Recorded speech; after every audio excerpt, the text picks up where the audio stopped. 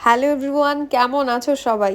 চলো আজকে তোমাদেরকে দেখাই আমাদের বাড়ির আশেপাশে শীতকালীন মাঠের পরিবেশটা কেমন হয়, সেটাই তোমাদের সঙ্গে শেয়ার করি।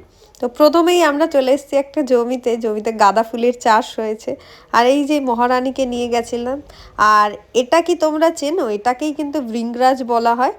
আর এটাকে আমাদের গ্রাম বাংলার মা কাকিমারা কিন্তু কেশুতি বলে, কেশুতির পাতা। এটা চুলে লাগালে চুল কালো হয়। আমার ঠাকুরদাদা যেহেতু প্রত্যেকদিন সন্ধ্যার সময় ছানা খায়, সেই জন্য কিন্তু আমাদের প্রায়ই বাজার থেকে লেবু কিনে আনতে হয়। আর এটাও কিন্তু ভাতে খাওয়া লেবু ছিল, অথচ লেবুগুলো দেখো কতটা বড় বড় হয়েছিল দেখতে।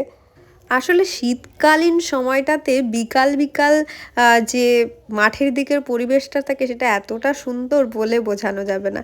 আর এটা ছিল তেজপাতার বাগান।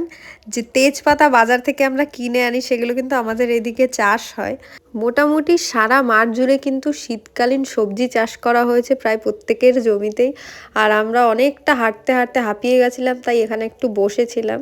হাঁটতে হাঁটতে আমাদের জল তৃষ্ণা পেয়ে গেছিলো, কিন্তু আমরা জলের বোতল নিয়ে যাইনি। পাশে দেখলাম একটা টিউবওয়েল আছে, সেখান থেকে একটুখানি জল খেয়ে নিলাম।